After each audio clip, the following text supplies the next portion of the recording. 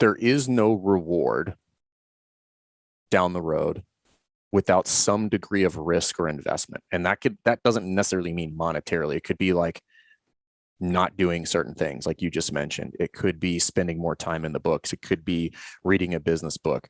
But my path was once I made that decision, I wasn't ready to make like a financial investment. So then I started consuming information. So I was like, all right, well, I'm not going to do this other dumb shit anymore. I'm going to collect as much information as I can.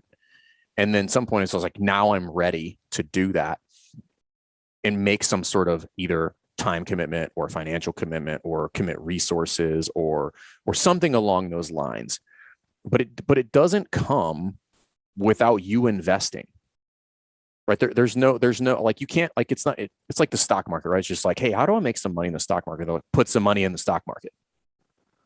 Like, you don't go to your advisor and he's just like, hey, could you just pull some money out of the stock market for me? It's like, well, you're going to have to give me some money for me to make that happen. I've got a plan. I know exactly where I'm going to put all this stuff, but there's going to be some ups and downs in there, but the overall trend will be upward looking at the metrics for the past, 100 years. Right. That's where people, but sitting back and saying, well, like, and this is, so if you've, have you read Tony Robbins' Money Master the Game? Yeah. Well, they gave it out actually at the seminar that I went to. Really heavy read, right? It's very, I'm an idiot, but like, that's a heavy read. And it took me a long time to get through that book. But the basic premise of that is you cannot win unless you get in the game. Yeah. Like, that's it. Like, whether it's $1 or $1 million, it doesn't matter. There is no winning by sitting on the sideline. Like, it is not a thing. And that's where a lot of people are at. And it's largely because they have fears of failure, which are real because you can fail. And they don't know what to do. Right. And so this is a concept where I'm like, listen, I'm reading a book right now called Who Not How. And what most gym owners need to do. Is that Dr. Seuss? Oh no, that's How Now Brown Cow. But the basic, I mean, obviously the title of the book gives it away, but it's actually way deeper than that. And figuring out who the who's are in your world. And the who could be somebody to do a task, or the who could be somebody that has access to somebody else, or the who could be somebody that will provide you with an idea, or somebody that has a plan. The different who's have a lot of faces on them, or type of skill sets, if you want. Like, a virtual assistant can be your who. If you are strapped for cash and don't want to hire a full-time coach, you could do that with a virtual assistant. That could be your who that would free up your time. If you're a business owner, for most of us, the who, the person that actually provides me this plan, that leads me along this, that like is the one that kind of has the vision and knows how to execute it, is some sort of mentor or business coach. That could be somebody in your gym that owns multiple businesses that's super successful. It could be a paid business or something like that. It could be a lot of different things. But the problem is, most people are not asking themselves, like, who is going to help me solve this problem? They're asking the wrong question, which is like, how do I solve this problem?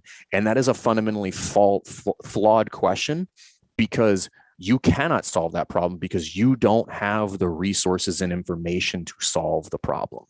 So I have to find out who is going to provide me or lead me down the road that would give me this plan, or give me the resources, or give me the guidance, or give me the tools, or give me access that would get me to where I want to go.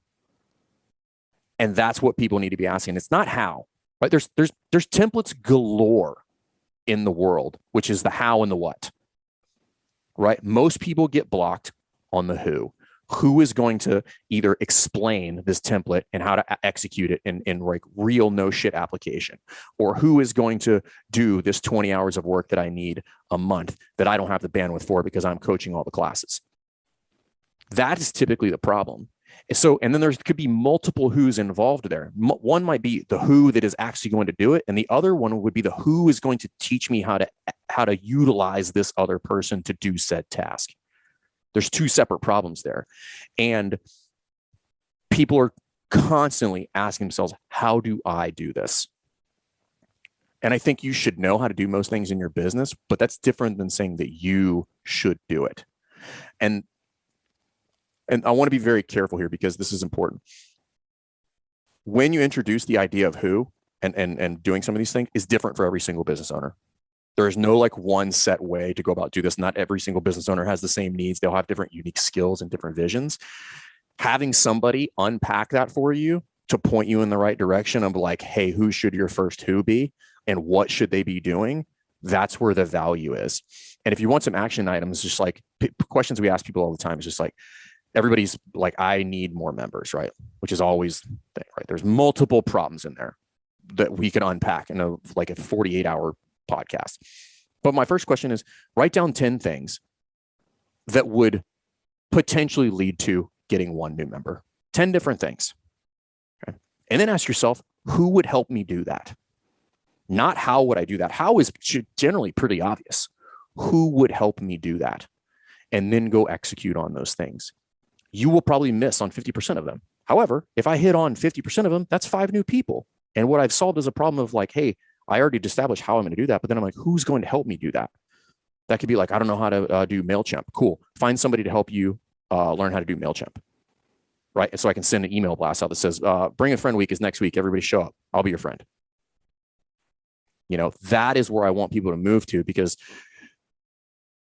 this idea that like you're going to sit back and the time is going to be right, that time is already passed. The right time was yesterday. The right time, just like, hey, when was the best time to plant a tree? 30 years ago. That was the right time to plant a tree. You know, so, you know, if you're worried about the end of the quarter, hey, you need to be planning next year. That's where you need to be.